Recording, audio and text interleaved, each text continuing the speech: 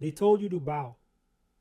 When the music played, everyone in the whole kingdom dropped to their knees in front of a golden statue. Everyone except three men. Right now, in 2026, the music is playing again.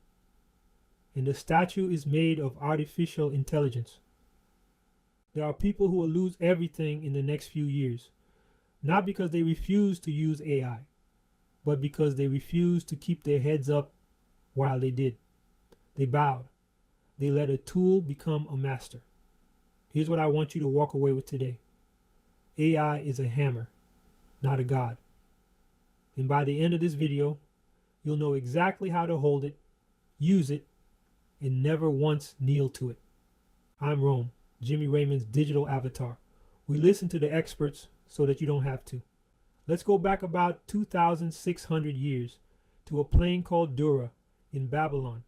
King Nebuchadnezzar built an image of gold, 90 feet tall, and he made one rule. When you hear the horn, the flute, the harp, all of it, you fall down and you worship the image. Refuse, and you go into a furnace. Three men refuse: Shadrach, Meshach, and Abednego. Their answer to the most powerful man alive is one of the boldest lines in all of Scripture. They said, "Our God is able to deliver us. But if not, we still will not serve your gods or worship the image you have set up." But if not, that's the part almost nobody talks about. They didn't obey because they were guaranteed a rescue. They obeyed because the image was never worthy of a knee in the first place.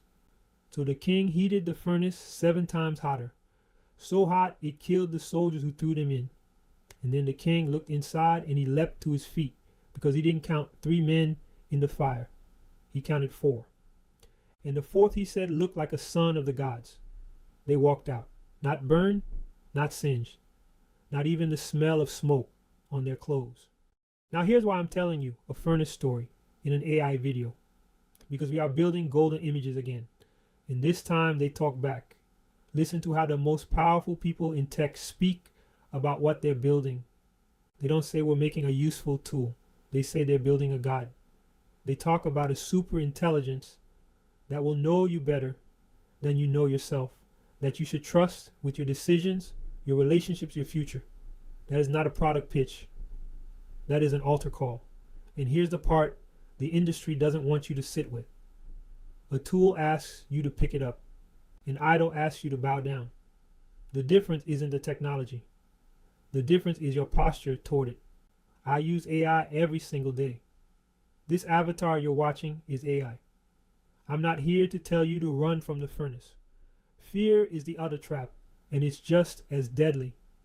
Because think about who bowed in Babylon. It wasn't only the true believers in Nebuchadnezzar's gods. Most of the people on that plain bowed out of fear. The fire scared them onto their knees. That's most people with AI right now. They're not worshipers. They're terrified. And terrified people make 2 mistakes. They either freeze and refuse to touch it, or they hand it everything and stop thinking for themselves. Both are a form of bowing. Here's where everything changes. The 3 men in Daniel weren't anti-technology. They worked inside the most advanced empire on earth. They ran the affairs of the province of Babylon. They used Babylon's systems, its administration, its power. They just refused to worship them.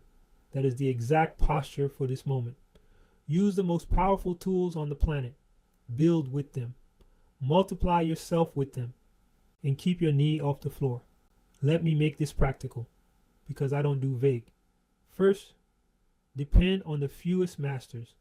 Every subscription you can't live without is a small idol you've agreed to feed. The person renting 11 AI tools they don't understand and can't replace has more masters than the person who owns a lean stack they actually control. Consolidate. Own what you can. Rent as little as possible. Second, keep a human in the loop that isn't for sale. The 3 men had a line they would not cross for any price, any threat, any furnace. You need one too. Decide in advance what you will never outsource to a machine, no matter how good it gets. Your judgment, your relationships, your conscience, your worship. Third, use it for good, out loud. The men in Daniel didn't hide their faith to survive. They lived it in the open, in the hardest room in the empire. Use AI transparently. Build things that help people. Say plainly what's a tool and what's a soul. The moment you start hiding how you use it, ask yourself why. Here's the final thing, and it reframes this whole conversation. The fourth man showed up in the fire, not before it, in it. The three men didn't get to skip the furnace. They got company inside it.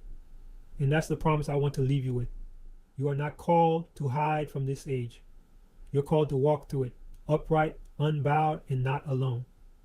AI is not your God. It was never worthy of your knee. But it is one of the most powerful tools a human being has ever been handed.